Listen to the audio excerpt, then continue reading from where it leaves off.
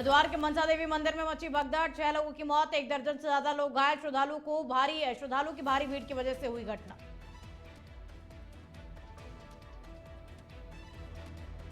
मुख्यमंत्री पुष्कर सिंह धामी पहुंचे हरिद्वार। जिला अस्पताल पहुंचकर के मंदिर हादसे में घायल लोगों का जाना हालचाल, मृतकों के परिजनों से मुलाकात कर बधाया ढांढस और आर्थिक सहायता का दिया आश्वासन। हरिद्वार के मनसा मंदिर में हादसा मामला, मुख्यमंत्री पुष्कर सिंह धामी ने जताया शोक, पीड़ित परिवारों को सहायता प्रदान करने के दिए निर्देश, घटना की मजिस्ट्रेट जांच के दिए आदेश।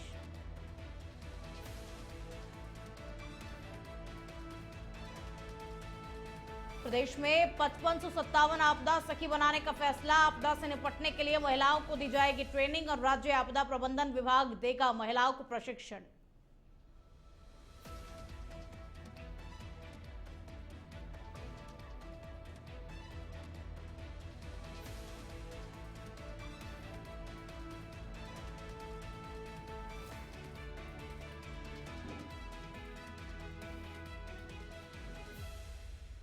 नमस्कार, वंदे भारतम। आप देख रहे हैं नेशनल 27। मैं हूं आपके साथ में खुशबू सिंह। तो चलिए आज के बुलेटिन की शुरुआत करते हैं बड़ी खबर के साथ में। उत्तराखंड के हरिद्वार स्थित प्रसिद्ध मनसा देवी मंदिर में रविवार सुबह एक बड़ा हादसा हो गया। श्रद्धालुओं की भारी भीड़ की वजह से अचानक से भगदड़ मच गई और इस भगदड़ में 6 लोगों की मौत हो गई, जबकि 1 दर्जन से ज्यादा लोग घायल हो गए। और हादसे के बाद में मंदिर परिसर और आसपास के क्षेत्र में अफरा तफरी का माहौल बन गया। घटना की जानकारी मिलते ही स्थानीय पुलिस और प्रशासनिक टीमें तत्काल मौके पर पहुंची, राहत बचाव कार्य को शुरू किया गया। और वहीं सीएम धामी ने भी इस घटना पर दुख जताया है। तो मनसा देवी मंदिर में अलसुबह भगदड़ मच गई, भारी भीड़ थी श्रद्धालुओं की मंदिर में, जिसकी वजह से मंदिर परिसर में भगदड़ मच गई और इस पूरी भगदड़ में 6 लोगों ने अपनी जानें गंवा दी। हालांकि देखिए 1 दर्जन से ज्यादा श्रद्धालु जो कि घायल भी हुए, घायलों को अस्पताल में भर्ती करवाया गया, जहां पर उनका उपचार भी किया गया। और इस पूरे हादसे को लेकर के हर कोई स्तब्ध है इस वक्त।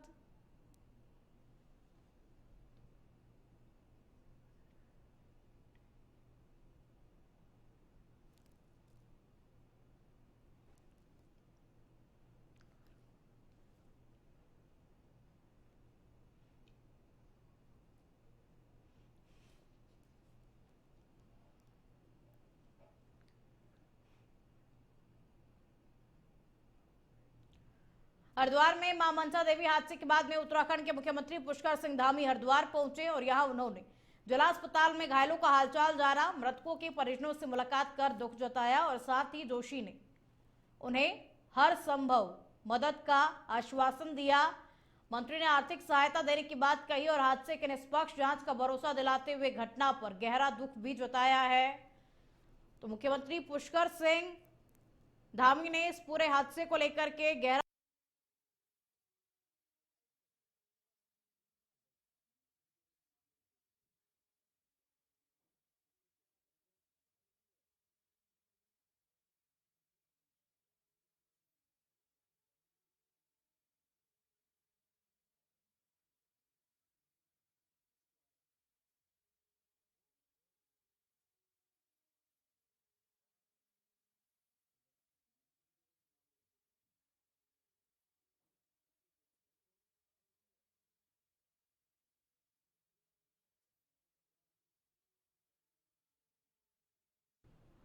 मुख्यमंत्री पुष्कर सिंह धामी ने हरिद्वार के मनसा देवी मंदिर में मची भगदड़ की घटना में 6 श्रद्धालुओं की मृत्यु पर शोक व्यक्त किया।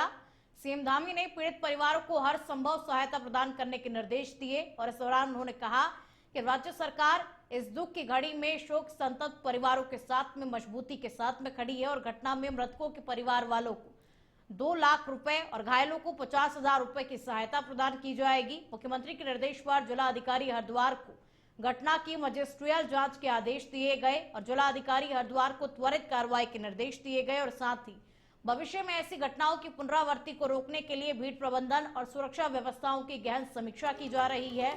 सचिव आपदा प्रबंधन विनोद कुमार सुमन ने घटना की जानकारी देते हुए बताया कि दुर्घटना में 5 गंभीर रूप से घायलों को बेहतर चिकित्सा सुविधा के लिए एम्स ऋषिकेश भी रेफर किया गया और इसके अतिरिक्त 23 अन्य घायल श्रद्धालुओं का इलाज जिला चिकित्सालय में जारी है। तो देखिए मनसा देवी मंदिर में ये बड़ा हादसा होता है, श्रद्धालुओं की भारी भीड़ वहां पर पहुंचती है, जिसकी वजह से पूरे मंदिर परिसर में भगदड़ की स्थिति पैदा हो जाती है और इस पूरी भगदड़ में 6 लोगों की मौत हो गई, 1 दर्जन से ज्यादा लोग घायल हैं। हालांकि जिनकी स्थिति बेहद ही नाजुक है उन्हें रेफर भी किया गया और सीएम धामी ने इस पूरी घटना के मजिस्ट्रियल जांच के आदेश भी जारी कर दिए हैं और साथ ही ये भी कहा कि इस तरीके की जो घटनाएं हैं उनकी पुनरावृत्ति ना हो, इसके लिए भी टीमों का गठन किया जाएगा और साथ ही जांच पड़ताल की जाएगी।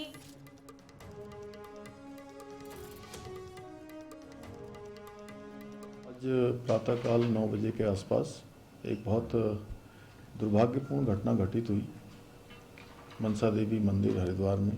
उसकी सीढ़ियों के पास अफवाह फैलने से भगदड़ मच गई। इसमें 6 लोगों की जान चली गई है और कुछ लोग घायल हुए हैं। सभी घायलों को अस्पताल पहुंचा दिया गया है। बचाव के काम चल रहे हैं और जो हताहत हुए हैं मैं भगवान से प्रार्थना करता हूं कि उनको अपने श्री चरणों में स्थान दे। उनके परिजनों को जो असमय एक बड़ा कष्ट उनके सामने आया है उस कष्ट को सहन करने की शक्ति प्रदान करे। इस घटना के मजिस्ट्रियल जांच के आदेश कर दिए गए हैं और ये अफवाह क्यों फैली, कैसे फैली, इसकी जांच की जा रही है। जो भी इसमें दोषी पाया जाएगा उनके खिलाफ कार्रवाई की जाएगी। घायलों को हर संभव मदद की जा रही है, उनके स्वास्थ्य को। सरोवर नगरी नैनीताल से दूर 4 ब्लॉक में द्वितीय चरण के त्रिस्तरीय पंचायत चुनाव 28 जुलाई को होने हैं और भीमताल, कोटाबाग, रामनगर, हल्द्वानी में होने वाले चुनाव को लेकर के मतदान कर्मचारी पोलिंग बूथ के लिए रवाना हो गए हैं, जिससे समय से कर्मचारी अपने गंतव्य स्थान पर पहुंच जाएं। और मौसम का मिजाज भी इस वक्त बिगड़ा हुआ नजर आ रहा है। देर रात भी क्षेत्र में मूसलाधार बारिश हुई और इसीलिए मौसम को देखते हुए भी तमाम तरीके की व्यवस्थाएं जो है वो कर दी गई है और मतदान कर्मचारी पोलिंग बूथ के लिए रवाना हो गए हैं और समय से गंतव्य स्थान पर पहुंच जाए। पंचायत चुनाव का द्वितीय चरण और 28 जुलाई को मतदान होना है। मतदान कर्मचारी पोलिंग बूथ के लिए रवाना भी हो गए हैं और इस वक्त बारिश का दौर चल रहा है, उसको लेकर के भी तमाम तरीके की व्यवस्थाएं जो है वो कर दी गई हैं ताकि मतदाताओं को किसी भी प्रकार की कोई भी समस्या उत्पन्न ना हो।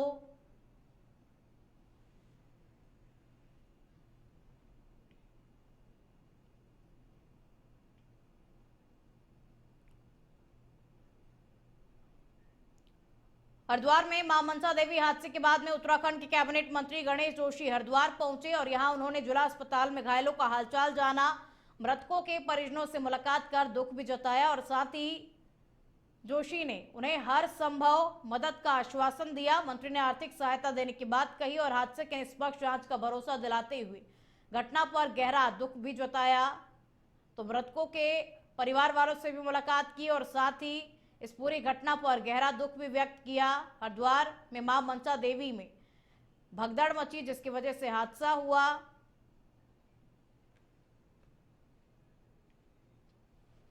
जो गंभीर रूप से घायल हैं उनको एम्स रेफर कर दिया है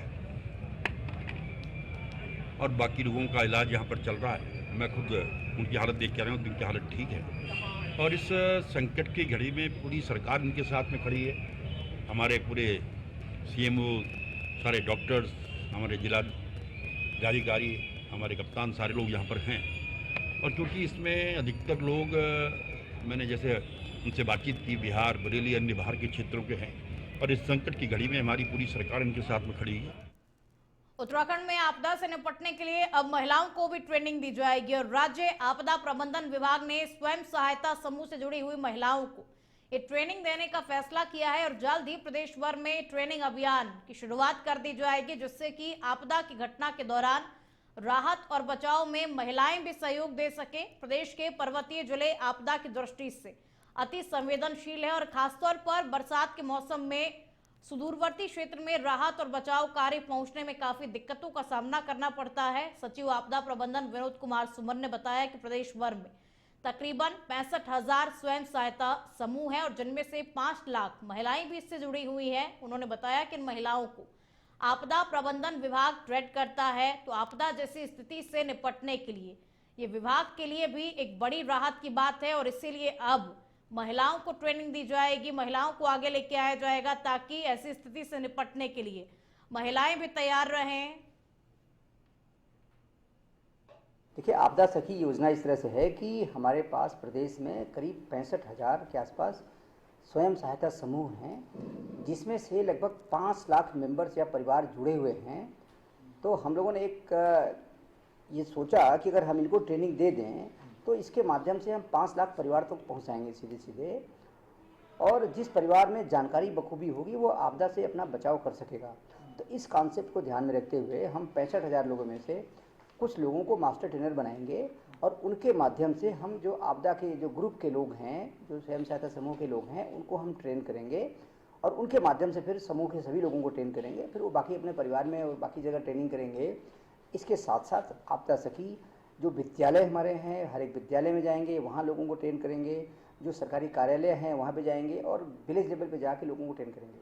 हमारा प्रयास है कि सिस्टमेटिक तरीके से आगामी वर्षों में जहाँ जहाँ आपदा का प्रभाव ज़्यादा होता है, जहाँ जहाँ नुकसान ज़्यादा होने की संभावना होती है, डेथ या घायल होने की संभावना ज़्यादा रहती है, उन सभी को हम ट्रेन कर सकें सिस्टमेटिक वे में आगामी वर्षों में, ताकि जब भी कोई आपदा आती है नुकसान को हम कम से कम कर। पंचायत चुनाव के दूसरे चरण को लेकर के 28 जुलाई सोमवार को प्रदेश के विभिन्न विकास खंडों में मतदान होने जा रहा है। पंचायत चुनाव में मतदान करने के लिए दिल्ली से टेम्पो ट्रैवल में सवार होकर अल्मोड़ा जिले के भतरोजखाना की घट्टी में वोट डालने के लिए आ रहे मतदाताओं से भरा हुआ टेम्पो ट्रैवल रामनगर के पीरू मदारा में डिवाइडर से टकरा करके सड़क से पलट गया, और दुर्घटना में वाहन में सवार यात्रियों में चीख पुकार भी मच गई।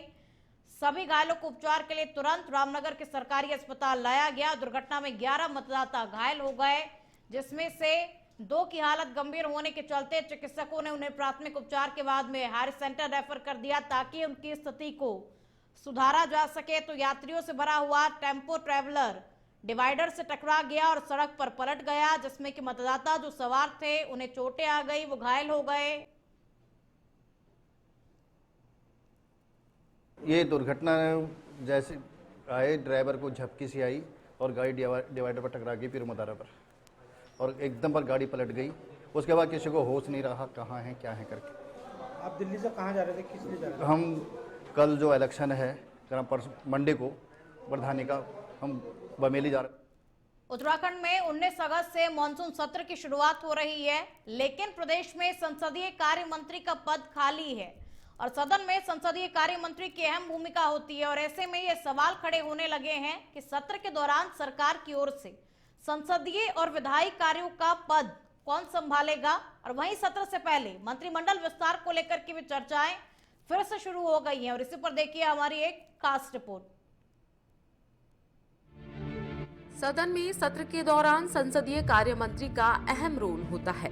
सत्र की कार्यवाही के दौरान सदन में सत्ता पक्ष की ओर से सरकार का पक्ष रखना हो या फिर विपक्ष के तमाम सवालों का जवाब देना हो, ऐसी तमाम जिम्मेदारियां संसदीय कार्य मंत्री के पास ही होती हैं। लेकिन फिलहाल उत्तराखंड में संसदीय कार्य मंत्री का पद खाली है। 17 मार्च 2025 को धामी कैबिनेट में संसदीय कार्य मंत्री रहे प्रेमचंद्र अग्रवाल ने इस्तीफा दे दिया था। उसके बाद से यह पद खाली चल रहा है।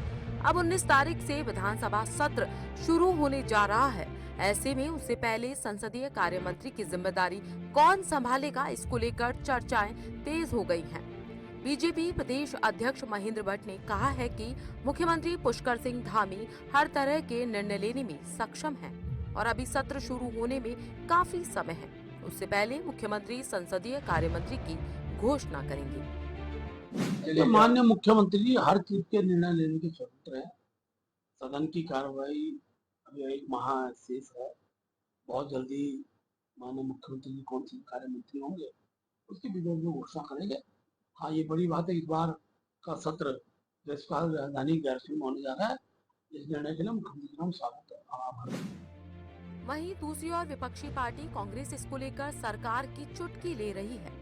कांग्रेस के प्रदेश संगठन उपाध्यक्ष सूर्यकांत धस्माना ने कहा है कि संसदीय कार्य मंत्री की कोई जरूरत ही नहीं है और न ही मंत्रियों की।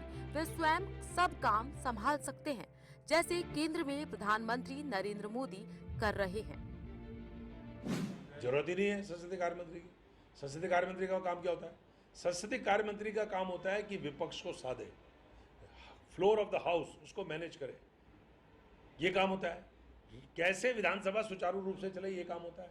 विधानसभा के अंदर जो कार्य आने हैं, जो तमाम उसका चार्टर होता है, उसके ऊपर चर्चा हो, ये सारे काम होते हैं। और शांति रहे हाउस के अंदर, ज़्यादा से ज़्यादा चर्चा हो, ज़्यादा से ज़्यादा काम हो, ये संसदीय कार्य मंत्री संसदीय कार्य मंत्री ने क्या करा, उन्होंने विधानसभा के साथ साथ पूरे प्रदेश को उद्वेलित कर दिया।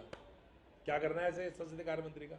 मुख्यमंत्री जी काफ़ी हैं इस राज्य में। अगर पूरा मंत्रिमंडल भी ना हो तो धामी जी धाकड़ हैं, वो अकेले चला सकते हैं। महाजनों ये नगदा सपंता, जैसे केंद्र में बैठे हुए मोदी जी रेल का भी उद्घाटन करते हैं, पुल का भी करते हैं, सुरंग का भी करते हैं, अस्पताल का भी करते हैं, शौचालय का भी करते हैं, वैसे ही धामी जी सब कुछ कर सकते हैं। सुबोध जी की भी जरूरत नहीं है, सौरभ जी की भी जरूरत नहीं है, रेखा जी की भी जरूरत नहीं है, सतपाल जी की भी जरूरत नहीं है, किसी संसदीय कार्य मंत्री की जरूरत नहीं है। पूरे प्रदेश के अंदर इस समय जो हाल है, ये मैं इसलिए कह रहा हूँ कि राज्य में जो बुरा हाल है उसके लिए भारतीय जनता पार्टी जिम्मेदार है। भारतीय जनता पार्टी ने ऐसी सरकार बना रखी है, राज्य में पता ही नहीं है सरकार है कि नहीं है। राज्य में कोई किसी की बात सुनने को तैयार नहीं है, अधिकारी किसी की बात सुनने को तैयार नहीं है। तो इसलिए मुख्यमंत्री काफ़ी है, काहे के लिए संसदीय कार्य मंत्री चाहिए? फिलहाल उत्तराखंड में कैबिनेट विस्तार की संभावनाएं बहुत कम है। ऐसे में सरकार किसी मंत्री को संसदीय कार्य मंत्री की जिम्मेदारी दे सकती है। उनमें सबसे पहला नाम कैबिनेट मंत्री सुबोध उनियाल का बताया जा रहा है। अब देखना दिलचस्प होगा कि आखिर सरकार किस मंत्री को संसदीय कार्य मंत्री की जिम्मेदारी सौंपेगी। Bureau report, nation 27। खबरों में आगे बढ़ेंगे। उत्तराखंड में त्रिस्तरीय पंचायत चुनाव के दूसरे चरण को लेकर के तैयारियां अंतिम चरण में पहुंच गई हैं। रविवार को रामनगर से 133 पोलिंग पार्टियों को मतदान केंद्रों के लिए रवाना किया गया और क्षेत्र में 31 बीडीएस सदस्य, 3 जिला पंचायत सदस्य, 50 ग्राम प्रधान और वार्ड सदस्यों के पदों के लिए मतदान होना है और इसके लिए कुल 134 मतदान केंद्र बनाए गए हैं, जिनमें से 20 केंद्र संवेदनशील और 25 को अति संवेदनशील श्रेणी में रखा गया है। प्रशासन ने सुरक्षा व्यवस्था के पुख्ता इंतजाम किए हैं। चुनाव अधिकारियों के अनुसार इस बार रामनगर में 76,848 मतदाता अपने मताधिकार का प्रयोग करेंगे। इसमें बड़ी संख्या में प्रवासी मतदाता भी अपने गांव लौट करके हिस्सा ले रहे हैं, जो लोकतंत्र के प्रति लोगों की जागरूकता को दर्शाता है। आज हमारी 133 पोलिंग पार्टियां जाएंगी जो अलग अलग स्थलों पे जानी है। 133 हमारे मतदान, 134 हमारे टोटल मतदान स्थल हैं और अभी 133 आज होनी है। एक हमारी कल रवाना हो चुकी है चुकम के लिए। हल्दूचौड़ में चुनाव प्रचार के अंतिम दिन दीना सीट से निर्दलीय प्रत्याशी लक्ष्मी खोलिया ने सैकड़ों समर्थकों के साथ में रैली निकाली और जीत के बाद क्षेत्र के विकास का वादा दोहराया। रैली उनके आवाज से शुरू हुई और दीना से होते हुए गौआश्रम तक पहुंची और रैली के दौरान लक्ष्मी खोलिया ने कहा कि लोगों का उनको भरपूर आशीर्वाद मिल रहा है। उनकी पहली प्राथमिकता ग्राम सभा को नशा मुक्त बनाने के साथ ही लोगों की छोटी समस्याओं का तुरंत निस्तारण करना होगा।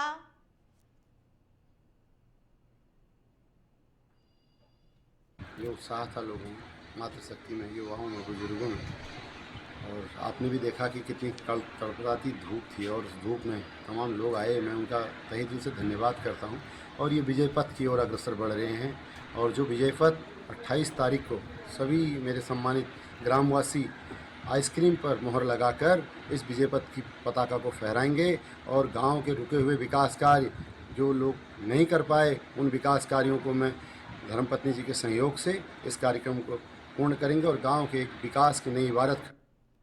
आप खबर नैनीताल से है, जहां रामनगर में भारतीय जनता पार्टी के कार्यकर्ताओं और पदाधिकारियों ने कोतवाली परिसर में धरना देते हुए एक स्थानीय ब्लॉगर बिरजू मयाल की तत्काल गिरफ्तारी की मांग की। प्रदर्शन में पार्टी के तीनों मंडल अध्यक्षों के साथ में महिला कार्यकर्ता भी बड़ी संख्या में शामिल रही। प्रदर्शनकारियों का आरोप है कि ब्लॉगर ने न केवल पूर्व दर्जा राज्य मंत्री दिनेश मेहरा को लेकर के सोशल मीडिया पर अभद्र और आपत्तिजनक टिप्पणियां की है, बल्कि महिला कार्यकर्ताओं के लिए भी आपत्तिजनक भाषा का प्रयोग किया है और इसीलिए इसके खिलाफ प्रदर्शन भी किया गया। भाई साहब, बिरजू मयाल 2-3 दिन पहले इसका फ़ोन आया कि भाजपा की नेत्री मेरी बीबी को भड़का रहे हैं, मेरा घर बर्बाद कर रहा है और मेरी बीबी से गलत काम कर रहा है। फिर मैंने इसको अपनी भाजपा नेतृत्व से भी कहा और इसको भी हड़काया, तो भाजपा के नेतृत्व ने उससे पूछा होगा। उसके बाद परसों इसका फिर फ़ोन आता है, मैं छोई में प्रचार में था, इसका कि मेहरा जी कहाँ हो। मैंने कहा मैं क्या बताऊँ, आप कहाँ हो, क्या मतलब। कहने लगे जो आप जुआ खेल लो। तो मैंने कहा इसे मैंने कहा चल फ़ोन काट। मैंने फ़ोन काट दिया। तो उसके बाद परसों शाम ये लिखता है कि दिनेश चचा कहीं बैठते हैं। ये बिल्कुल बरगला के लोगों को उकसाने का काम कि किसी ढंग से किसी को छवि को नुकसान पहुंचे।